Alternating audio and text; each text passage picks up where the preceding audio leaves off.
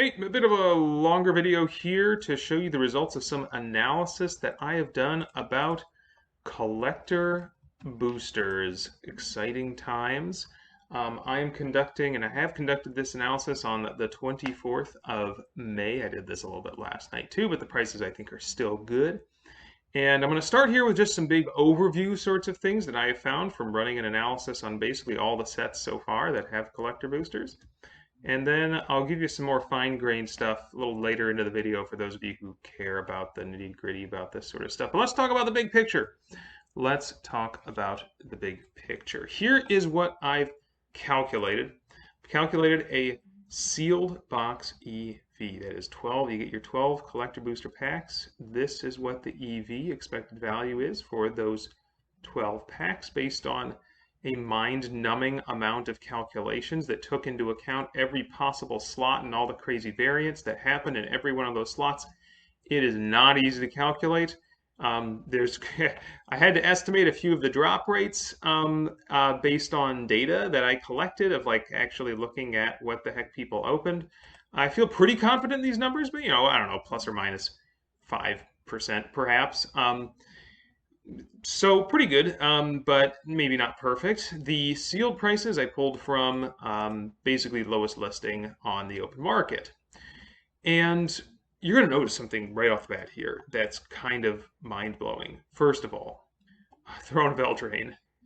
Throne of Eldraine's EV is god-awful.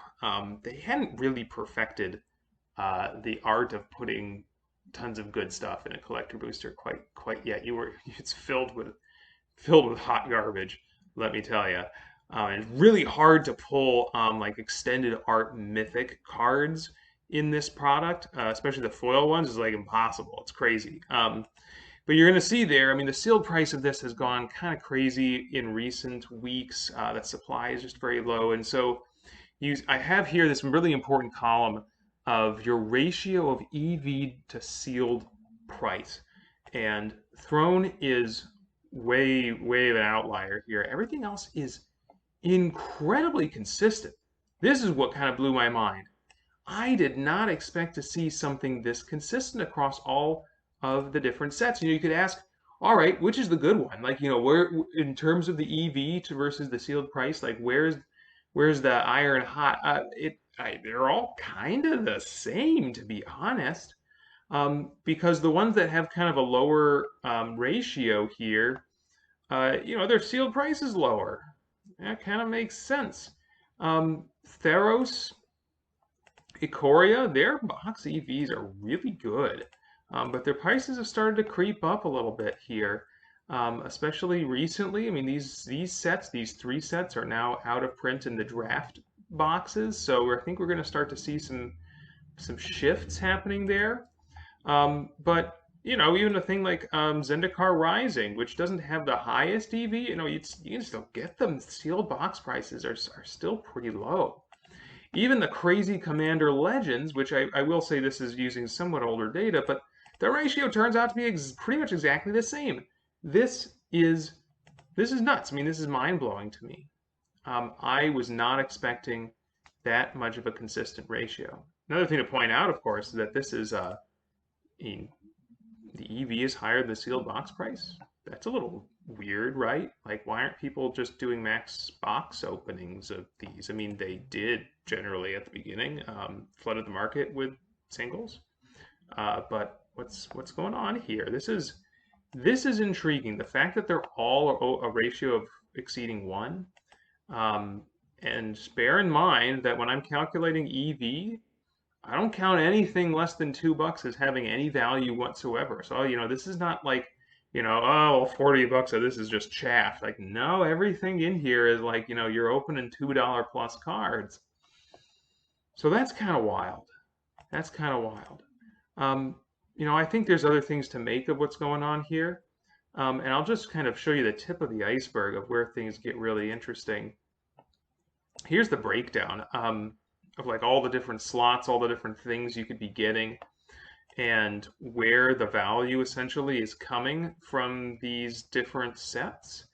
And I've highlighted in yellow anything that is over, and I missed one here, let me get it.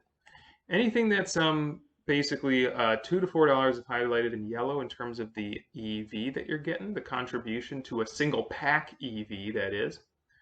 And highlighted in green, anything that is contributing more than that to a single pack EV. And you'll notice this is the trend. This is the trend for these um, collector boosters. Almost all your EV is coming out of very few slots.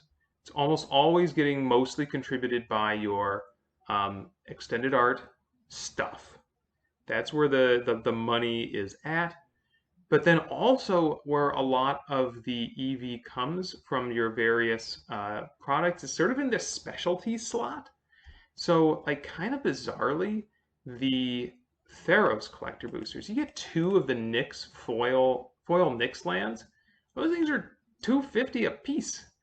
So you get $5 just from the two Nyx lands you get, which is kind of crazy. But I think more interestingly is actually the Ikoria. You're getting an enormous contribution to your EV from the one Godzilla monster skin slot. I've broken it down. Sometimes it's foil, sometimes it's not, and it kind of reflects the probabilities here. Um, but in total, that the EV of that one slot is like $13. Like, holy crap! So you're kind of all in on that if you're getting the Ikoria packs. Similarly for like Zendikar Rising, like almost all your EV is coming from the expeditions that you happen to get in your product, the foils, and of course the two non-foil box toppers. Bear in mind, this is for a sealed box of Zendikar Rising. If you did not buy a sealed box of it, if you're just getting a loose Zendikar Rising collector booster pack, you get no EV from the non-foil expeditions because you didn't get any.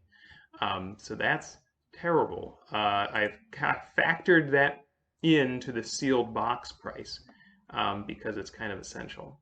But again, I don't know. There's probably interesting patterns to mine out of here. You all tell me what your thoughts are and what you want to know a little bit more about. But I mean, to me, it seems to me the big takeaway is that for any one of these product lines, really it all comes down to a very narrow number of slots within your pack where your EV is actually coming from.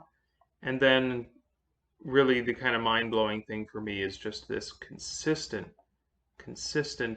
ratio between EV to sealed price. I don't know what to make of it.